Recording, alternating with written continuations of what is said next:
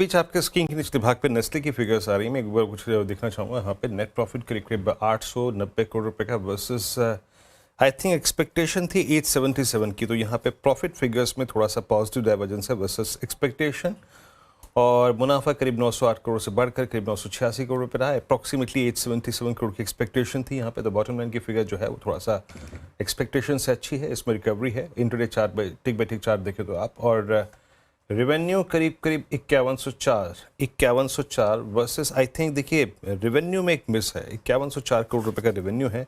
That means यहाँ पे जो स्ट्रीट की एक्सपेक्टेशन थी और जो हमारा पोल था उसमें करीब 5400 करोड़ रुपए की, 5300 से 5400 करोड़ रुपए की टॉप लाइन की एक्सपेक्टेशंस थी, बट वहाँ पे एक मिस है। But I think bottom line पे इसने थोड़ा सा सरप्राइज किया, but on top line fund it seems like a miss. ये एक मिस है यहाँ पर, याद रखिएगा।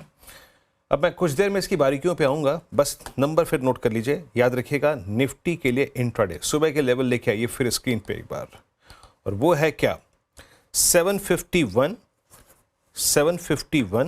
और 751 का वायलेशन हुआ तो याद रखिएगा 706 का रीटेस्ट निफ्टी पर काफ़ी हद तक पॉसिबल है। 751 और 751 अगर भी वायलेट होता है तो 706 का रीटेस्ट पॉसिबल है। 706 अगर आज आ जाएगा तब उसके बाद बात की बात करेंगे, but as of now targeting 751 and 706। और एक और बात याद रखिएगा, जब तक अब 900 रीगेन ना करे 913 आज का बेस वन, तब तक कोई स्टेबिलिटी के साइन नहीं आएंगे। अब आते हैं आपके स्टॉक फ्यूचर्स के सिलेक्शंस पे। प्रशांत, आप क्या पिक कर रहे हैं इस वक्त? तो वीरू जी, 2 शॉर्ट साइड कॉल और 1 लॉन्ग साइड कॉल होगा। फर्स्ट कॉल होगा डाबर में सेल करने का, जो करीबन 575 के आसपास ट्रेड कर रहा है।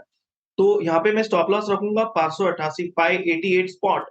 मेरा टारगेट होगा 550, 555। ओवरऑल मुझे एक वीक स्ट्रक्चर में थोड़े कंसोलिडेशन के बाद एक रेजिस्टेंस की तरफ रैली नजर आ रही है, तो यहाँ पे पिक वाली की जा सकती है।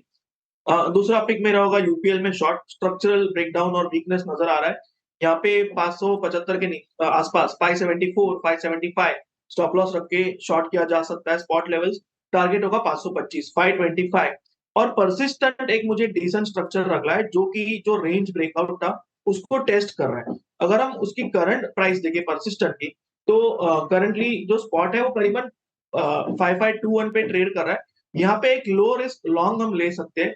करीबन स्टॉप लॉस रखेंगे 5485, 5485, यानी लेस देन 1% की रिस्क लेंगे। यहाँ से टारगेट होगा 5630, 5630। सो जस्ट एक जो स्ट्रक्चर पॉजिटिव लग रहा है परसिस्टेंट का, उसके बेसिस पे लेस देन 1% रिस्क रख के लॉन्ग जाएंगे।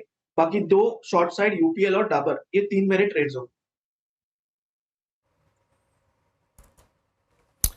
ओके, चलिए, तो यहाँ पर आपके इंडिविजुअल ट्रेड्स भी हो गए आपके स्क्रीन पर, और यूपीएल भी आज शॉर्ट है।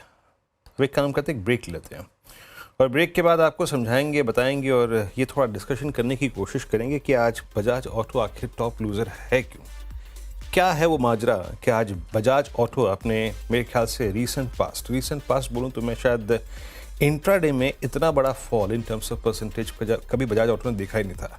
मेरे ख्याल से मेरे स्क्रीन पे जहाँ से जब तक चार्ट परसिस्ट कर रहे नहीं, एंड मोर स्पेशली जब से इसका ड्रीम रन 18 मार्च 2023 से शुरू हुआ है, जब इसका भाव था करीब 3600 और इसका हाई लगा करीब 12805 का, अब तक की सबसे बड़ी इंट्राडे गिरावट। रीज़न क्या है, यतिन से जब ब्रेक से लौटेंगे तो बात करेंगे इस पर।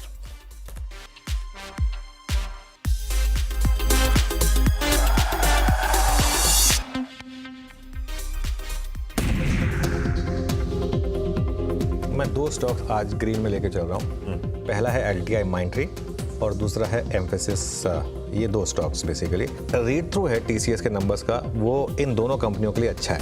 क्यों? क्योंकि टीसीएस ने एक चीज़ कही है कि बीएफएसआई सेक्टर जो है वो उनके लिए अच्छा रहा, और एलटीआई माइंट्री और एम्फेसिस दोनों का बीएफएसआई में बड़ा एक्सपोजर है। एम्फेसिस का तो बहुत ही बड़ा एक्सपोजर है। जो ग्रोथ है उसको लीड किया है टीएमटी ने, जो 5.6% बढ़ा है, और बीएफएस वो करीब 3.2% बढ़ा है क्यूओक्यू। अच्छा, एक और रीज़न है जो मैं एम्फेसिस में थोड़ा सा पॉजिटिव हूँ, क्योंकि इसकी मैनेजमेंट ने कहा है कि जो उनका सबसे बड़ा क्लाइंट है बीएफएस, वो इस साल रिकॉर्ड स्पेंड करने वाला है। आज का टॉप एफएनओ गेनर है एम्फेसिस, अब करीब करीब 3% ऊपर। और ये जो हमारी बात हुई थी कि टीसीएस के नंबर्स के बाद का रीड थ्रू कि अगर बीएफएसआई की कमेंट्री अच्छी है तो एम्फेसिस, जिसका सबसे ज़्यादा बड़ा बीएफएसआई एक्सपोजर है, वो पॉजिटिव होगा, तो उसका एक इम्पैक्ट यहाँ पर आपको ट्रेड में दिखाई देगा।